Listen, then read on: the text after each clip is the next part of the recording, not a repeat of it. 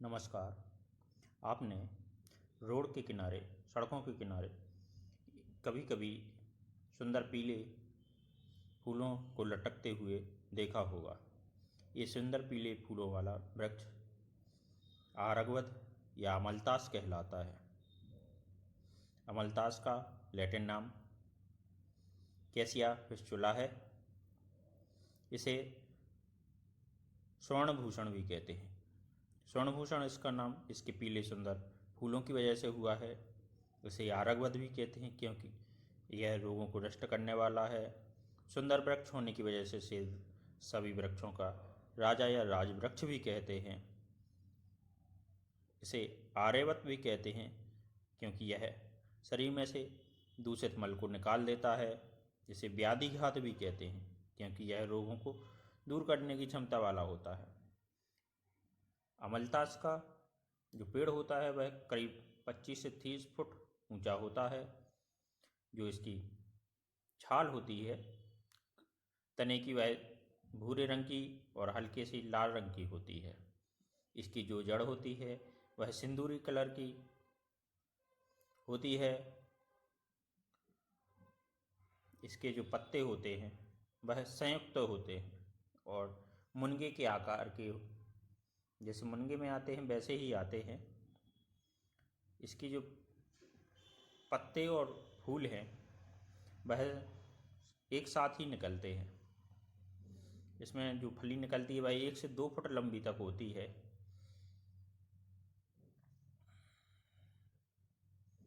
इसमें 25 से 100 तक बीज होते हैं जो काले कलर के होते हैं। इसमें मार्च और अप्रैल में सारी पत्तियां झड़ जाती हैं। उसके बाद जो नई पत्तियां आती हैं और फूल आते हैं वो साथ साथ ही आते हैं।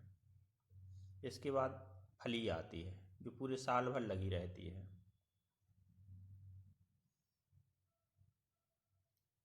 आयुर्वेदिक गुणों को देखें तो यह गुरु, मृदु और स्निग्ध है।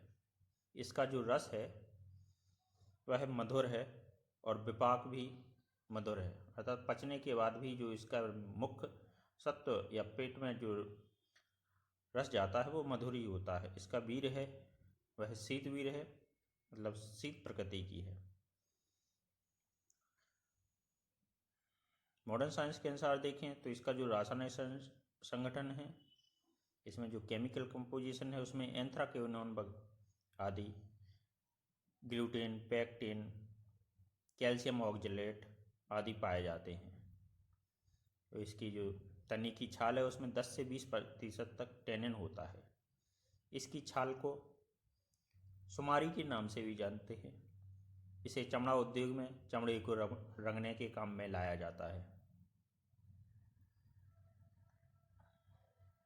मधुर और स्निग्ध होने से यह वात का तथा शीत होने से यह पित्त का शमन करता है। साथ ही यह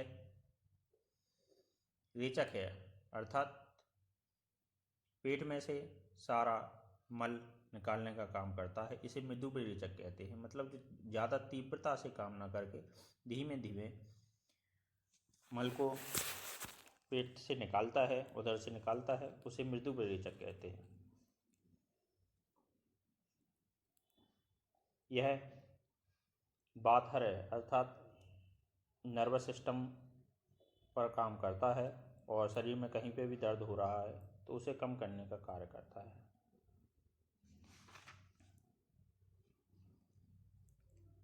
इसका उपयोग मुख्यतः शरीर में, आयुर्वेद में पंचकर्म के अंतर्गत शरीर के शोधन या पेट के शोधन के लिए किया जाता है।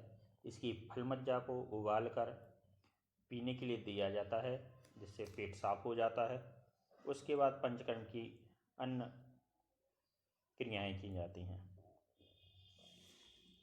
इसकी जो जड़ होती है उसका उपयोग स्किन या त्वचागत रोगों में काफ़ी अधिक होता है और काफ़ी अच्छे रिजल्ट हैं। रिंगवर्म में इसका काफ़ी अच्छा रोल है। यह बुखार में भी काफ़ी उपयोगी है। कभी भी जो या फीवर आ रहा है तब इसकी जो त्वचा जड़ की त्वचा है ऊपर की, उसका उपयोग करते हैं।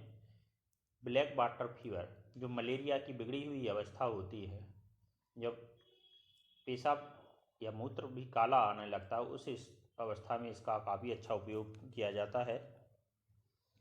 यह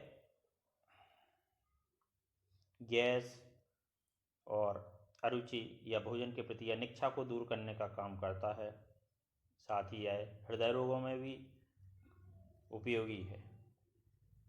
इसकी जो वो मात्रा है फल मज्जा की, वह 2 से 10 ग्राम है और विरेचन या पेट साफ करने के लिए इसे करीब 10 से 20 ग्राम की मात्रा में देते हैं। इसके जो पत्तों का उपयोग किया जाता है वह हमेशा बाह्य उपयोग किया जाता है। मार्केट में इसका आरगवदारिष्ट नाम से कषाय भी आता है, आरगवदारी तेल भी आता है।